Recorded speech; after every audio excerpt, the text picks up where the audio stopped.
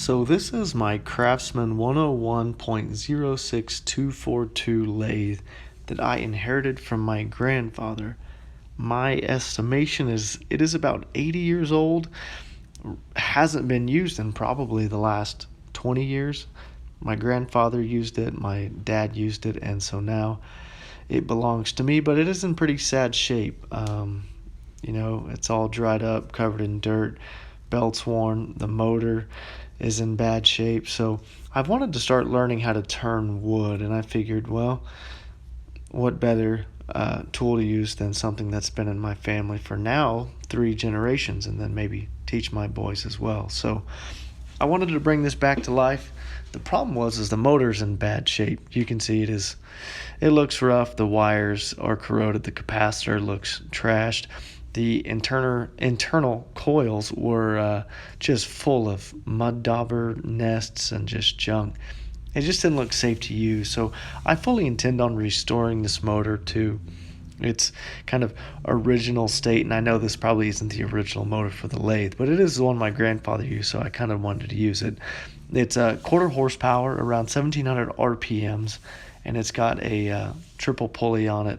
And so that kind of keeps the torque and speed and RPMs right. So I looked at Tractor Supply for just regular old electric motors, third, quarter half horsepower motors.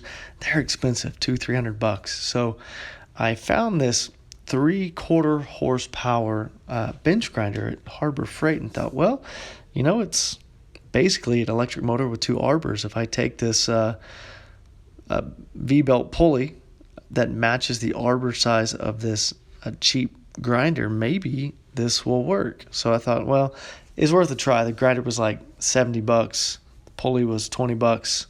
So wanted to give it a try. So what you got to do, obviously, is you got to pull the grinding stone off. You got to pull the buffer wheel off. Please note the rotation. You want the wood to spin into the tool rest.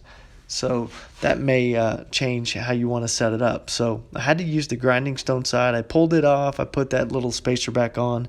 The pulley I got fits perfectly on that 5/8 arbor. There are a couple of set screws to tighten up, and then the factory nut goes right on that arbor. Note they are reverse threads on that side. So tighten that up, set the set screws, and I think we're ready to test fit this thing.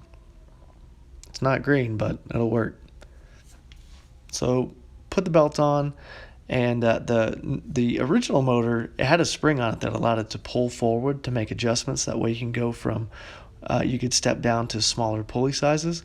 I'm probably not going to change much since I only have one pulley on the drive motor. I'm probably not going to step it down. I want to keep the RPMs as low as possible and increase torque, but we'll see. We may change that up as we go. Now, next thing we need to do is work on the base. We want a fixed, secured base to the lathe platform, and then a hinging base to allow to pull the motor forward and make adjustments. Now, really all you need is some hinges, and the hinges on my Harbor Freight wood turning lathe toolbox actually seem to be the right size for the job. So I'm going to rip those off and put them on these sheets of wood I have lying around. And here is the finished product for the mount. I'm going to take the bottom part, screw it to the deck, and mount the grinder to the hinged portion. And here we go. Plugged in, fired up. I did have to make some adjustments. It didn't want to work right off the bat. The positioning and alignment do matter, but once you get those dialed in, it spins.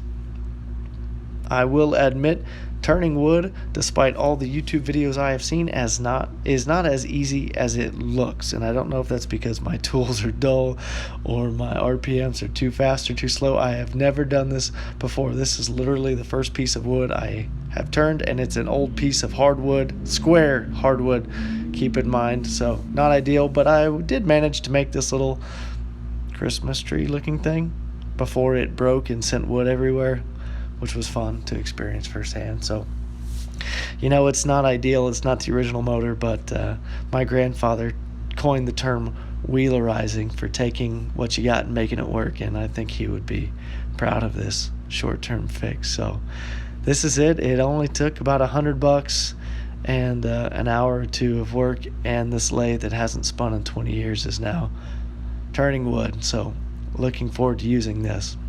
I will admit this Harbor Freight 8-inch grinder buffer is not ideal. If I were to do it again, I would probably go with something like this variable speed 8-inch 5 amp Wen. What's cool about this is you can speed it up and slow it down on that adjustable knob in the front. It's not much more expensive, 30-40 bucks more. Got a little bit more current. I'm assuming that translates into more power. You do want to step down the RPMs. I may eventually jump down to a smaller pulley to get more torque, but we'll see how this works. If you don't want to go with the 8-inch Wen, there is a low speed Wen that has slower RPMs, so this might actually be a better fit. So I might check it out. I'll go ahead and drop a link to both of these in the description if you want to explore those options. And here's a link to the one that I am using. Obviously this is a Harbor Freight product, but you can get it on Amazon if you want. So let me know if you have any questions. I will do a follow-up video after I use this for a little bit, but that's what we got for now. Thanks for watching.